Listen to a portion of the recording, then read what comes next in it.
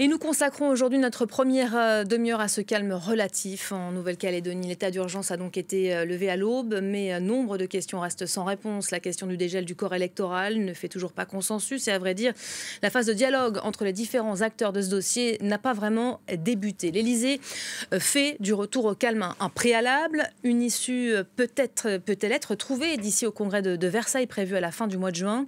Emmanuel Macron ira-t-il jusqu'à convoquer en cas d'impasse un référendum national comme il a laissé entendre ce week-end aux Parisiens. Les émeutes ont aussi révélé une crise économique et sociale profonde sur l'archipel. Comment et qui pour s'en emparer? Nous allons tenter de répondre à ces questions avec nos deux invités du jour. Benoît Trépied, tout d'abord, bonjour et merci d'être avec nous. Vous êtes anthropologue, spécialiste de la Nouvelle-Calédonie, anthropologue au CNRS. On vous retrouve donc dans un instant. En face de vous, Claudine Véry, bonjour. Bonjour. Merci d'être avec nous. Vous êtes journaliste, vous avez été pendant plus de 20 ans la correspondante de l'agence France Presse sur l'archipel que vous avez quitté en 2022. Vous êtes désormais à la revue des Deux Mondes dont on aperçoit à l'écran la dernière une. Avant d'entendre vos commentaires et aussi les nouvelles du terrain, je crois que vous en avez, un mot de ces changements donc opérés ces dernières heures après plusieurs semaines d'une crise aiguë marquée par la mort de 7 personnes. Des barrages et des dégradations, l'état d'urgence qui avait été instauré le 15 mai dernier a été levé ce matin. Un couvre-feu reste en vigueur. Les tensions effectivement persistent sur de nombreux barrages qui restent maintenus. On fait le point sur la situation en images avec nos confrères de France 2.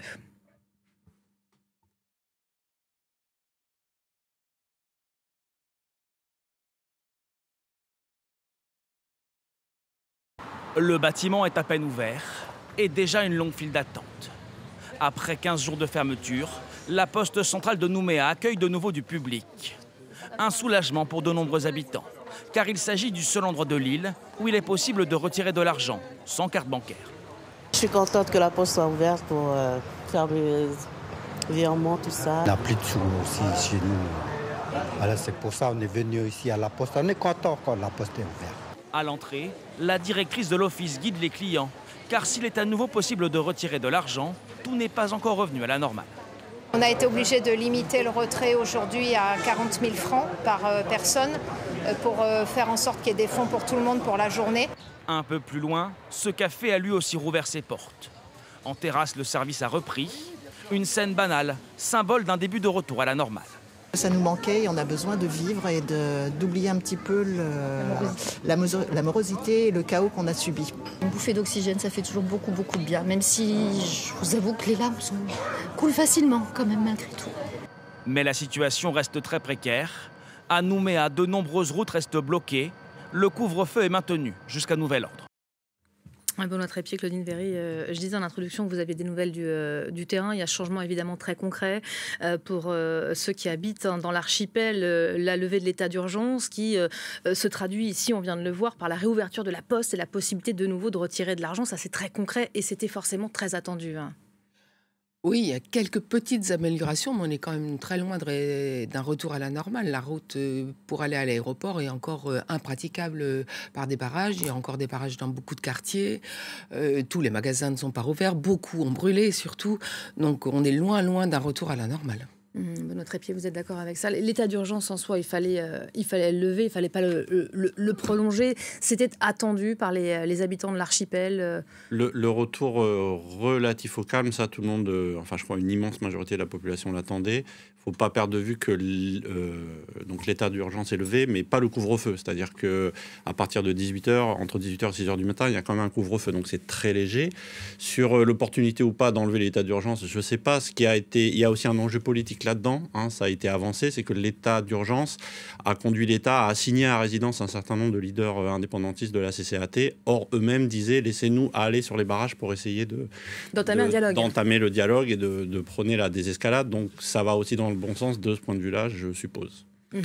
C'est un préalable posé par l'Élysée, le retour au calme, la fin des violences, avant d'amorcer un dialogue. Est-ce que déjà ça va dans le bon sens ? Disons qu'en Nouvelle-Calédonie, si on ne parle pas du problème politique, c'est quand même très difficile d'entraîner une désescalade. Si le président avait dit je comprends que là ça va pas et je fais un retrait du texte, les barrages auraient été enlevés. Enfin, c'est ce qu'ils ont dit en tout cas. Donc il y a eu un choix qui a été fait de ne pas annoncer ce retrait. Mais en revanche, ce qu'il faut quand même percevoir, et c'est peut-être une des raisons de cette désescalade, c'est que dans les faits, concrètement, le président n'a plus les moyens de faire voter cette réforme constitutionnelle parce qu'il n'a plus les 3/5 de la majorité au Congrès. Et que, peut-être qu'on va en parler, mais s'il va sur un référendum national, il y a toutes les chances que ça devienne un référendum anti-Macron, vu son impopularité en France. C'est quand même un immense pari politique. Donc politiquement, la solution, enfin ce qui se passe, c'est qu'il y a quand même une sorte de suspension de fait du processus. On va en parler de ce référendum. J'aimerais d'abord qu'on se concentre dans un premier temps sur la vie en Nouvelle-Calédonie aujourd'hui. 2 semaines de violence, d'émeutes, une période sous haute tension, ce n'est évidemment pas rien, ça laisse des traces. Ça va être difficile de s'en relever. Moi, j'ai des amis qui me disent que le pays ne s'en relèvera pas, quoi. Il ne va pas s'en relever, en tout cas avant plusieurs années, ça c'est clair, parce que non seulement il y a tous les dégâts matériels, l'économie qui est par terre, d'autant plus que cette crise s'est surajoutée à une crise de la métallurgie, du nickel qui est préalable et qui était dramatique, puisque les 3 usines sont au bord de la faillite. Donc, je crois qu'il y a l'usine du Nord qui est tenue par les Kanaks, notamment, qui ne trouvent pas repreneur et qui pourrait fermer prochainement. Voilà, et la SLN, la Société du Nickel, filiale d'Eramet, est en très mauvaise posture, et celle du Sud, qui avait été vendue par le groupe brésilien Vale, a en fait une sorte de conglomérat, est également en très mauvaise posture. Donc ça va être très très difficile pour le pays de se relever. Je voudrais juste dire par rapport à la situation, il y a eu une conférence de presse tout à fait récente, je crois que c'était hier, de Christian Théin, qui est responsable du CCAT, donc la cellule de coordination des actions de terrain, qui est évidemment aux commandes du FLNKS. Le mot d'ordre n'était pas vraiment à l'apaisement, c'était il faut aller chercher Kanaki, on continue, on desserre les taux, mais très peu, on reste sur les terrains, il n'est pas question de lâcher, on n'a pas fait tout ça pour rien. Donc, il a appelé ses troupes à maintenir la pression pour l'indépendance même. Oui, il a dit il faut aller chercher Kanaki, maintenant on n'a pas fait tout ça pour rien. Donc, sur le terrain, c'est encore, je pense, très très chaud. Parlons peut-être juste des barrages qu'on nous dit levés. 25 barrages nettoyés, ce sont les termes employés pendant la nuit. 500 interpellations encore ces dernières heures. Ça fait beaucoup et on sait très bien qu'une fois que les forces de l'ordre se retirent, les barrages sont reconstitués. Donc en fait, c'est un problème qui n'est jamais vraiment réglé. Oui, c'est bien pour ça, une fois de plus, que c'est par la discussion politique qu'on peut arriver à un apaisement et à un retour à la vie normale, me semble-t-il. Il faut aussi percevoir que donc, ces barrages sont... Enfin, la situation, pour nous, en tout cas, vu d'ici, c'est très confus. C'est-à-dire qu'il y a des gens sur des barrages, il y a des gens qui ont mis le feu à la ville. Est-ce que c'est les mêmes? Est-ce que c'est pas les mêmes? Est-ce que ces barrages sont fermés, filtrants? Qui passe, qui ne passe pas. Qui passe, qui ne passe pas, à quel moment? Donc ça, il y a encore quand même, pour nous, vu d'ici, un grand flou sur ça. Et puis il y a un autre élément, c'est qu'il y a des barrages dans tout le pays. Il y a des barrages dans toutes les communes. Mais ça n'a pas brûlé ailleurs qu'à Nouméa. C'est-à-dire que si ces militants avaient voulu mettre le feu à toute la Calédonie, ils auraient pu le faire. Ils ne l'ont pas fait sur ces barrages. En brousse, il y a eu au contraire beaucoup de scènes de fraternisation où les gens des villages, les Européens, les Wallisiens, etc. sont allés voir les gens du barrage, faire la coutume, comme on dit là-bas, discuter, partager un café et dire, écoutez, on a des divergences politiques éventuellement, mais on est tous ensemble, on est toujours ensemble dans la construction de ce destin commun. Donc, en fait, c'est pour ça qu'on est... moi, je suis mi-pessimiste, mi-optimiste, parce qu'à Nouméa, ça a l'air terrible ce qui s'est passé. Et pour renouer le lien de confiance, ça va être extrêmement difficile. En brousse, ce qu'on appelle en brousse, ça a tenu jusqu'à présent. Donc, on va comparativement à ce qui s'était passé dans les années 80, où à l'inverse, c'était en brousse que on avait mis le feu aux poudres. En ville, Nouméa, en tout cas, avait été relativement épargné. On avait quelqu'un sur ce plateau la semaine dernière qui nous disait que justement la situation était d'autant plus compliquée finalement aujourd'hui en comparaison avec les années 80. Ce que je pense qui est différent aujourd'hui, c'est que effectivement sur les barrages, il y a des indépendantistes assez radicaux, notamment issus de l'Union calédonienne, mais à ces militants, c'est agrégé toute une couronne de banlieues autour de Nouméa, où il y a effectivement beaucoup de jeunes désemparés, sans emploi, très pauvres, qui n'avaient rien à perdre. Et en fait, les deux se sont ajoutés et ont créé de telles destructions qui sont faramineuses, quoi. La zone industrielle à l'entrée de Nouméa, de Ducos, est totalement ravagée, quoi, alors que c'était le poumon économique de la ville. Et ensuite... Alors moi, je suis quand même un peu inquiète parce que, comme vous dites, la discussion politique doit reprendre. Seulement, on a l'impression que le FLNKS est décrédibilisé et que le CCAT de Christian Théin et donc des jeunes radicaux est un peu en train de prendre le dessus. Et j'ai peur qu'au niveau d'une certaine base radicale qui en veut aux leaders indépendantistes parce qu'ils les ont trouvés trop mous, parce que certains, une partie, avaient accepté le référendum du mois de décembre, finalement ne se reconnaissent plus dans leurs leaders et dans les anciens avec lesquels on peut discuter et que ce soit le CCAT et les plus durs qui prennent le dessus et qui finalement deviennent des interlocuteurs. Et là, ça va être difficile. Vous êtes d'accord avec ça, Benoît Trépied, le risque de radicalisation dans le propos, visiblement, ça c'est assez concret, mais dans les faits, dès les premiers jours de ces émeutes, on a parlé du risque de guerre civile qu'on avait frôlé dans les années 80. Est-ce que ça, c'est toujours un risque? On parle de retour au calme relatif. Est-ce que ça peut encore dégénérer de nouveau, voire s'aggraver? La radicalisation, c'était couru d'avance si jamais on continue à passer en force. En fait, c'est bien pour ça qu'il y a eu depuis 3 ans énormément d'avertissements qui ont été lancés jusqu'au sommet de l'État en disant attention, il suffit d'une étincelle pour que ça crame, en particulier à cause de cette situation sociale à Nouméa et dans la région de Nouméa qui a beaucoup changé depuis les 30 dernières années, puisqu'aujourd'hui, il y a la moitié de la population qui habite à Nouméa. Et cette population kanak à Nouméa, elle est très diversifiée socialement. Il y a plein de gens qui ont des jobs, qui sont professeurs, techniciens, ingénieurs. Mais il y a aussi une partie qui est un peu, disons, très pauvre, marginalisée dans des quartiers d'habitat spontané. Et cette population kanak, à mon avis, elle a été de Nouméa. Ça a été, à certains égards, les oubliés des accords. Parce que les accords de Matignon et de Nouméa, le rééquilibrage, le destin commun, ça s'est notamment décliné sous un angle un peu géographique. C'est-à-dire qu'il y a une division en 3 provinces pour répartir le pouvoir. Et les indépendantistes ont pris le pouvoir et ont dirigé la province nord à la province sud, tandis que la province sud restait le fief loyaliste. Au final, il n'y a pas eu, me semble-t-il, de prise en compte suffisamment profonde et historique de ce que signifiait ce fait social kanak urbain et donc Nouméa est resté alors pas la ville blanche qu'elle était à l'époque coloniale ou jusque dans les années 80, mais il reste compliqué d'affirmer et de tirer toutes les conséquences de cette présence kanak en ville. Et c'est un petit peu cette exaspération, ces inégalités sociales, ces discriminations qui ont été documentées au fil des années, qui a explosé de façon incontrôlable pour tout le monde, à mon sens. Un fossé qui s'est creusé, peut-être, on a quelques chiffres pour parler de façon très concrète. Un habitant sur 5 qui vit aujourd'hui sous le seuil de pauvreté, près de 34% des jeunes de moins de 25 ans qui sont au chômage, selon les chiffres de l'ISEE. Ça, c'est la réalité, finalement, sous-jacente. Cette crise, ces émeutes, elles n'ont fait que réveiller cette crise sociale et profonde qui était existante. Oui, le gros problème qu'il y a en Nouvelle-Calédonie, c'est que la fracture sociale correspond à la fracture ethnique. Donc, forcément, ça fait, en schématisant, les Blancs et les Noirs. Et par exemple, il y a un chiffre, on a vu la délinquance des mineurs augmenter de manière très importante en Nouvelle-Calédonie depuis plusieurs années. Un quart des faits de délinquance sont le fait de mineurs. Bon, qu'est-ce qui a été fait vraiment pour prendre en charge, pour s'en occuper? L'état de la prison du camp Est, c'est un bagne, c'est, je crois, la pire prison de France. Il y a eu des tas d'alertes qui ont été données sur l'état de la prison. Là, une nouvelle prison a été construite dans le Nord, mais c'est vraiment très récent. Personne n'a pris à bras-le-corps, et c'est la responsabilité là des élus locaux. Personne n'a pris à bras-le-corps ce problème de la jeunesse. On a enchaîné les études scientifiques, les rapports, mais finalement, concrètement, on n'a rien fait. Et on voit exploser tout ça. Et là, on savait, si on allumait la mèche, ça allait exploser. Là, ça a explosé au-delà encore de ce qu'on aurait pu croire. Et ça va peut-être être d'autant plus difficile de revenir en arrière. Benoît Trépied, Emmanuel Macron s'est rendu à Nouméa la semaine dernière, c'était jeudi dernier, quelques heures, visite éclair pour installer une mission de dialogue. On va y revenir dans un instant, mais est-ce que vous avez le sentiment aujourd'hui que ces dossiers, ces questions, la crise sociale, économique, on va enfin s'en saisir ?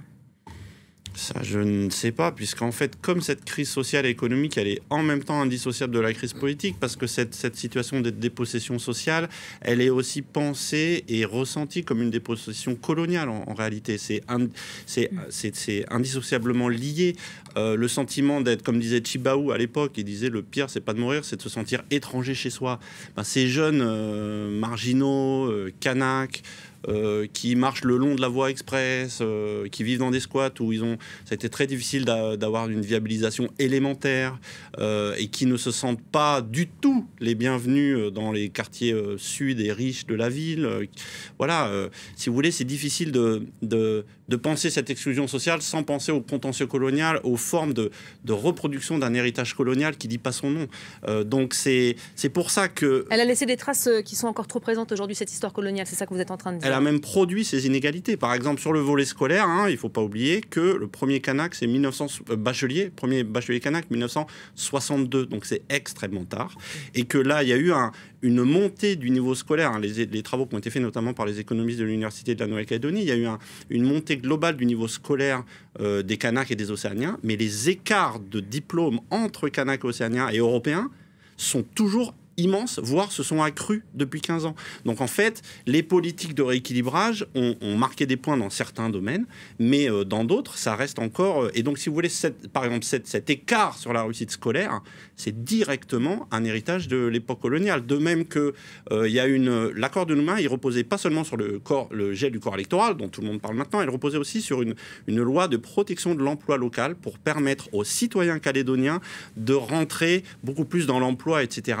Mais cette loi de l'emploi local, pourtant, qui est au fondement de l'accord de Nouméa, on a mis des années à la mettre en œuvre en Calédonie, en 2010 dans le public, en 2016 dans le privé, et elle peine à fonctionner, si vous voulez. Donc en fait, il y a quand même un certain nombre d'acteurs politiques locaux qui, à mon sens, n'ont pas vraiment joué le jeu ou pris la mesure historique du processus de décolonisation progressive qu'ouvrait l'accord de Nouméa. Et aujourd'hui, c'est tout ça un petit peu qui explose devant tout le monde. Voilà, situation de l'emploi, crise de l'emploi, vous en parliez. On évoquait tout à l'heure la crise du secteur minier sur l'île, qui est le premier employeur dans l'archipel. Ça représente un quart des emplois dans le privé. Le nickel, dont les prix ont fortement chuté. Il y a ces usines, ces 3 usines qui sont sur le point de fermer. Là aussi, on attend un engagement fort et durable de l'État sur ces questions. On sait que le gouvernement tente malgré tout de se saisir et d'avancer depuis des mois. Oui, alors on attend un engagement fort de l'État, même si l'État a déjà beaucoup mis d'argent dans le nickel. Il y a eu des prêts, je crois, à plusieurs reprises de 200 millions d'euros, même au groupe brésilien Vale. Donc l'État a déjà mis beaucoup d'argent. Mais je pense, comme l'a dit Bruno Le Maire, je ne vais pas continuer à financer un système ou une industrie qui ne marche pas, qu'il y a une réforme structurelle à faire. Mais là, c'est symptomatique aussi de ce qui se passe et de la difficulté qu'il y a eu pendant tout ce processus de l'accord de Nouméa à créer vraiment un pays. On essaye depuis, je ne sais pas, on doit être à 15 ans, de faire un schéma industriel global du pays pour savoir comment on développe le nickel, quel schéma industriel on décide. Jamais ils n'ont été capables de se mettre d'accord sur ça. On devait faire un schéma d'aménagement, ça s'appelait le schéma d'aménagement 2025, qui devait, pareil, créer une politique à l'échelle du pays commune. Ça n'a jamais été mis en place. Et tout ce qui finalement pouvait forger et donner de la chair au destin commun, ça n'a pas été fait. Le drapeau, ils n'ont jamais réussi à se mettre d'accord. On devait changer le nom du pays, ça n'a pas été possible. Alors, il y en a eu, il y a quand même eu la devise, il y a quand même eu des progrès. Faut pas tout voir de manière sombre, mais quand même, ça a été, à mon avis, une mise en application de l'accord de Nouméa largement insuffisante. Alors, sauf que cette fois, il y a un timing et il y a un agenda assez resserré. Si les élus locaux échouent à s'accorder sur cette question du dégel du corps électoral, je peux aller à tout moment au référendum sur cette réforme qui a donc été adoptée par le Parlement. C'est Emmanuel Macron qui a donc menacé ce week-end dans un entretien aux Parisiens. Il s'est dit prêt à soumettre au référendum national la réforme contestée de ce corps électoral. Une proposition évidemment qui suscite de vives critiques. Et tous les deux, je crois que vous êtes assez unanimes, vous comprenez. Moi, je trouve ça hallucinant. Je trouve ça hallucinant. Il a passé, je sais plus, une journée à Nouméa pour essayer justement d'éteindre un petit peu l'incendie, de ramener un peu tout le monde. Le calme était revenu. Il n'a pas dit retrait parce qu'il ne voulait pas se dédier, mais on avait bien compris que de toute façon, comme il n'y avait plus les 3/5 au Congrès, ça ne passerait jamais. Bon, globalement, ça se tenait un petit peu. Il rentre à Paris il remet un coup de chalumeau sur les braises. Mais là, moi, je ne comprends pas pourquoi il a fait ça. Ça ne sert à rien. Calmons les choses. Il faut calmer les choses. Les gens reviendront. Ils sont capables de discuter. On l'a bien vu. Ils ont été capables de discuter après UVA, où il y avait eu 21 morts. Il n'y avait pas pire que ça. Donc, c'est possible. Il existe un petit chemin sur lequel on peut s'entendre. Mais il faut prendre beaucoup de précautions. Il faut y aller doucement. Et il ne faut surtout pas faire des déclarations comme ça qui énervent tout le monde. C'est quoi l'idée d'une déclaration comme celle-ci qui a fait réagir absolument tout le monde? On a la réaction de Jean-Marc Ayrault. J'ai été choquée de constater qu'Emmanuel Macron, sur la Nouvelle-Calédonie, voulait activer un référendum. Manuel Valls également qui réagissait en début de semaine. Il y a à peu près tout le monde qui allait de son commentaire. Lionel Jospin également. Le chef de l'État doit s'interdire la tentation de l'ultimatum. Ça, c'est dans la dernière tribune du Monde. Beaucoup de réactions. C'était quoi l'idée de cette proposition? Je pense qu'il faut lui demander, parce que pour nous, c'est un mystère insondable. Hein. C'est tout à fait fascinant. On ne comprend pas. Ça me paraît d'autant... Donc, d'une part, ça rajoute de l'huile sur le feu. C'est une façon de dire, c'est toujours moi le maître du calendrier, c'est toujours moi le maître du tempo, alors que c'est parce qu'ils ont joué le jeu de c'est moi le maître, je pousse, c'est moi qui maîtrise le tempo. C'est à cause de ça que ça a flambé, parce qu'en Calédonie, c'est pas le même rythme. Les choses vont à leur temps. Et la question du temps est très importante, ça tout le monde le dit. Hein. Oui, et la préservation de la paix est plus importante que les fanfaronnades, en fait, si je puis dire. D'autre part, c'est même je lisais un article là où manifestement il y a un certain nombre d'élus, quand il a dit ça, ils ont éclaté de rire. C'est-à-dire que, mais qu'est-ce que ça veut dire? Vous allez soumettre un référendum national sur le statut de la Nouvelle-Calédonie, donc on va. Est-ce que ça intéresserait déjà les Français? C'est une façon de dessaisir les Calédoniens on va dessaisir les Calédoniens du sujet qui les concerne. On va mobiliser les Français qui ont d'autres chats à fouetter, et vous pouvez être sûr que tous les Français qui iront voter pour dire non à Macron. Ça va se transformer en un référendum anti-Macron. Donc il y a aucune, à mon avis, c'est quand même plus que risqué. C'est un peu se tirer une nouvelle balle dans le pied. Donc je pense qu'il faut arrêter avec ces annonces, disons, incendiaires, et laisser les gens là-bas, d'abord, revenir à la vie normale, rediscuter, essayer de panser les plaies et voir ce qui peut être sauvé. Claudine Véry. Oui, en plus, au niveau du plan international, on a décidé que la Nouvelle-Calédonie, que c'était la décolonisation qui était la base pour refonder du lien entre les communautés. La Nouvelle-Calédonie est inscrite sur la liste des pays à décoloniser de l'ONU. Donc, dans le droit international, les gens qui peuvent s'exprimer dans le cadre d'une décolonisation, c'est ce qu'on appelle la population concernée. Et la population concernée, à ce que je sache, c'est les citoyens de Nouvelle-Calédonie. C'est pas ceux du Pas-de-Calais ou de la Creuse. Hein. Je crois que vous êtes plutôt pessimiste pour l'avenir, Benoît Trépied. Vous dites, je ne sais pas comment le pays va se relever de cette crise, comment rebâtir des ponts. Ça va être quoi la suite? Il y a quand même malgré tout cette échéance là de fin juin du Congrès de Versailles. Cette échéance de fin juin, elle ne va pas tenir. Ne tient plus. Elle ne tient plus. Toutes les échéances que le président Macron a avancées. Qui doit le dire alors? Parce que ça n'a pas encore été dit. Qui doit le dire? Ah bah ça, je sais pas. Je sais pas. Je pense que c'est aux responsables politiques de l'annoncer clairement. Il n'a pas la majorité des 3/5 au Congrès. Donc la réforme ne peut pas passer par la voie du Congrès.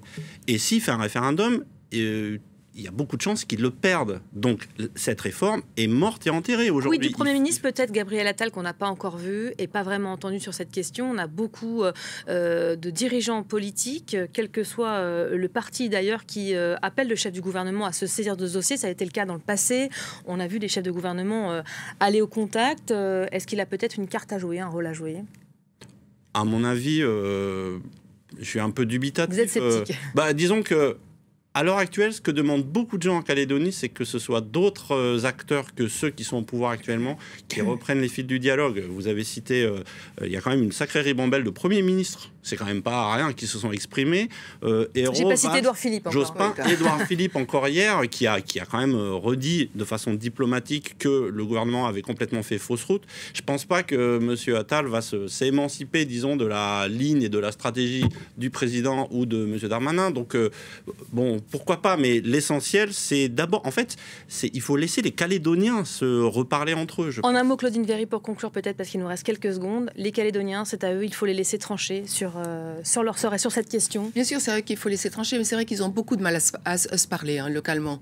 Moi, je pense qu'il y a une méthode qui marche en Nouvelle-Calédonie, c'est la méthode Rocard. Je suis désolée, mais elle marche encore. Donc, il faut, à la mission de hauts fonctionnaires, à mon avis, il faut mettre des personnalités un peu plus politiques. Et puis, il faut s'asseoir sur la natte Et retisser le dialogue. Et prendre le temps, surtout, ça on l'aura compris. Merci beaucoup à tous les deux, vous étiez nos invités du jour. On aura l'occasion évidemment d'ici fin juin de refaire le point sur la situation dans l'archipel. Restez